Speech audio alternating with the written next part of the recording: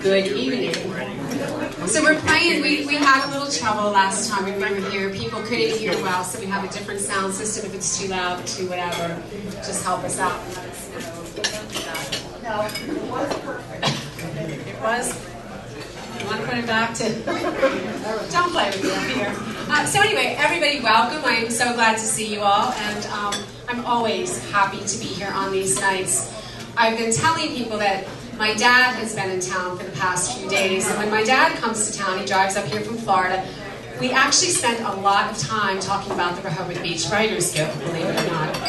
And part of it is because back in 2004, when I first had the idea for a Writers Guild and had no clue what I was doing, I was constantly asking my dad for advice.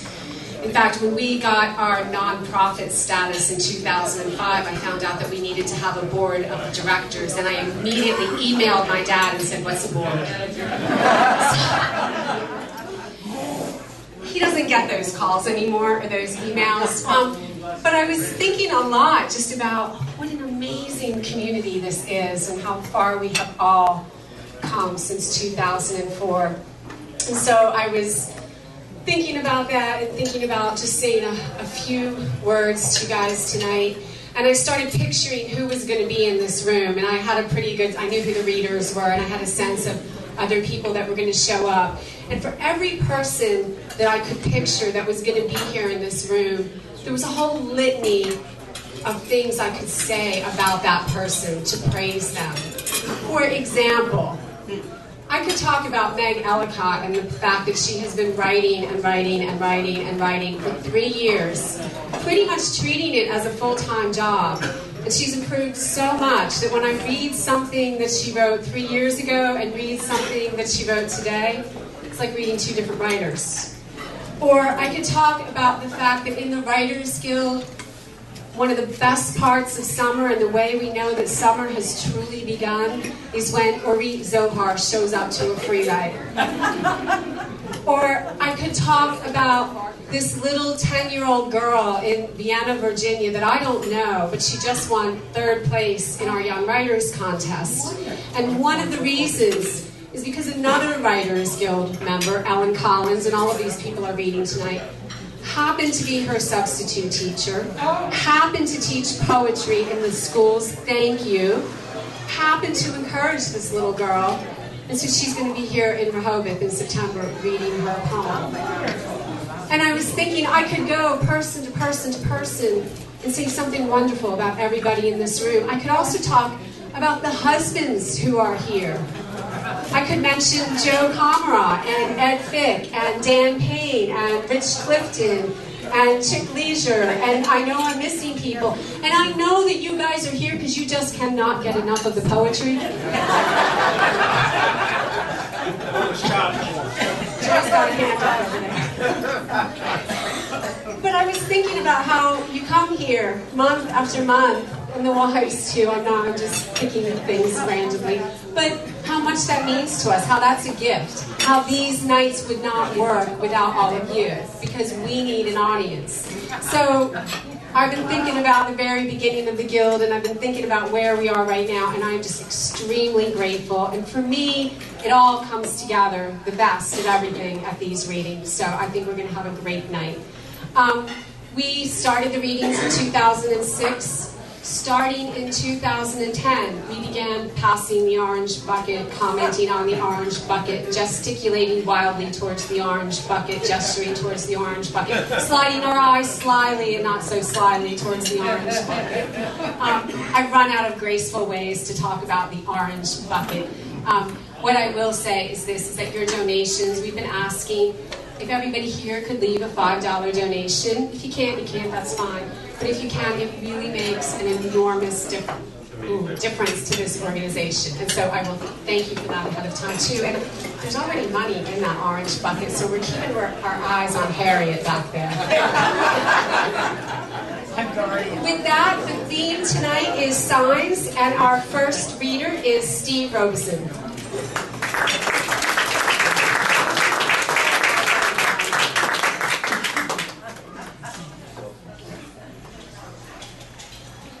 Hello, this is an attempt at flash fiction, a very, very, very short story. 299 words. Signs. He saw them everywhere. Jake wished for a smoother ride as he downshifted his 74 Ford pickup. He reminded himself he was due for an oil change after adding nearly 2,500 miles to the odometer on the trip. Joseph Campbell had said, "Follow your bliss," and when Jake had read the words, he knew this was the sign he was looking for. Exiting I-84, he saw two signs. The first read, "Bliss, Idaho." The second, 25 miles per hour. A small town in a sparse county. A young man in an aging truck. Adventure. He followed the signs, chosen to seek bliss. Turning right on US 30, Jake smiled as he saw his new life materialize. The sign for the Y-Inn Motel, king-size beds, HBO, smoking and non-smoking rooms. And just west, a few hundred yards, another sign, Angels and Demons, Bar and Grill. The truck in park, he closed his eyes, smiled at his new life. The sun was high in the sky. At once he knew the meaning of a word with which he'd long been familiar, arid. And then another, acrid. Not an acrid smell, but an acrid feeling, bitter, anxious, undercurrents of rage. In his mind he saw tumbleweeds, though none were visible from the motel parking lot. Bliss, he thought. Was it possible? A young woman pulled up then in a Chevy Vega, weathered, beaten, and dull. Her voice was not bliss. "Aaron, you leave your sister alone." "She started it," said Aaron. Jake estimated Aaron was 9, his sister 5. The acrid woman was in her late 20s. A smack across the face, the sound unmistakable. A whimper from Aaron. On the dirty gravel, Jake saw a flyer. Sign, Father, Caesar's Palace. Another sign. Bliss abandoned. Jake headed south to Vegas.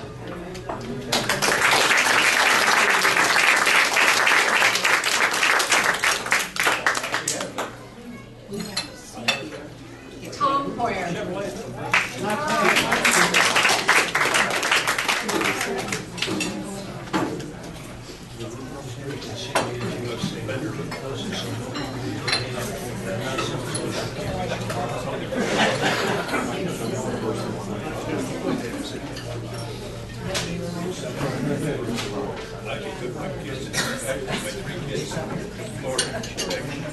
Okay, mine is actually about a sign.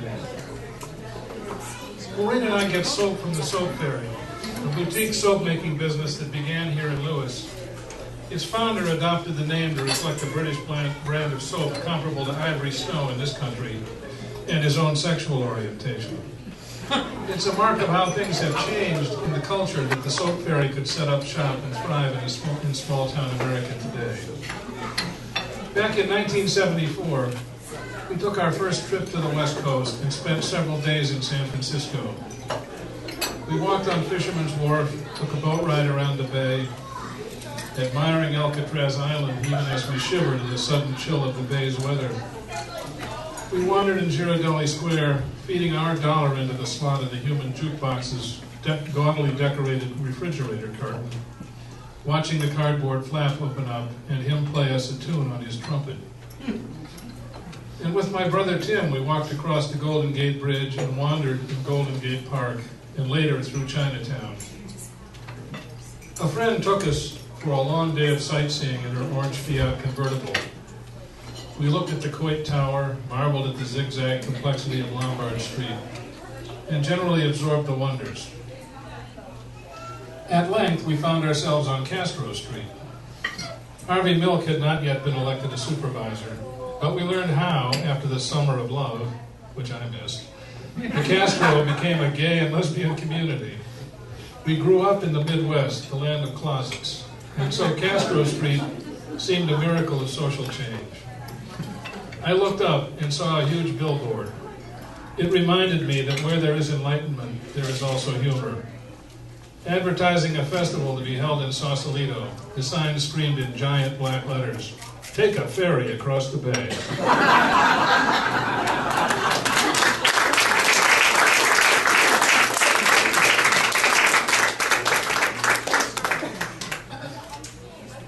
For me, Zohar, it is her first time reading with the Guild.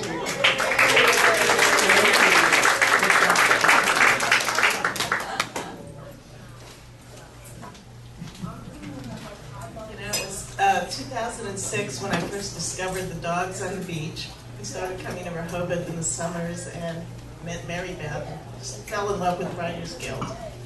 But it's taken me this long. Every time they'd announce a topic, I would draw a blank. I mean, those of you that come Saturday, Monday mornings know I'm never lost for words. Free rides. But anyway, so one night, June 26th to be specific, I'm tucked in bed watching Nightline, and suddenly, and it was the night that Nora Ephron died, and I just had to get out of bed and write this piece. So I took it as a sign that it's time to move on. So this is for Nora.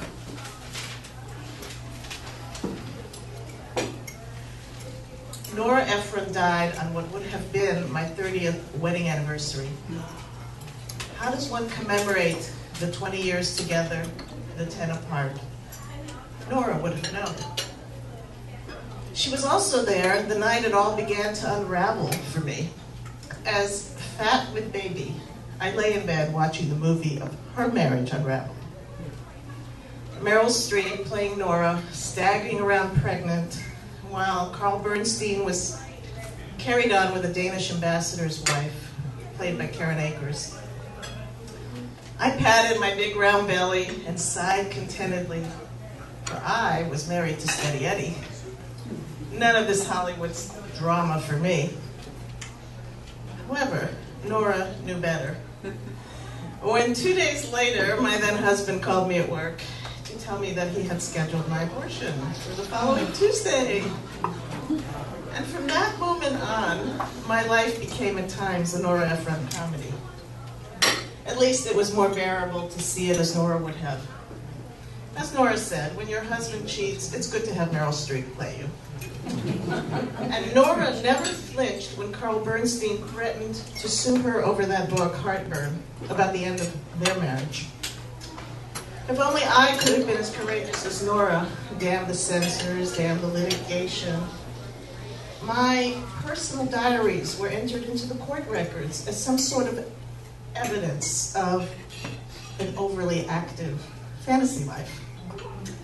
And I hired a rather high-priced expert witness to testify that sexual fantasies were not abnormal. When really, had I been Nora, I would have self-published the damn diaries a good decade before 50 Shades of Grey, and owned Rehoboth by now. But anyway, now it's 10 years later. Nora has passed, but not her legacy, of strong women with courage to live their lives out of the shadows, and damn the torpedoes of lawyers and litigation and what's a nice girl supposed to be and think and bright. So Nora, this one's for you from now on. At every cross in the road, at every sign that I see, my motto will be, what would Nora do? Oh.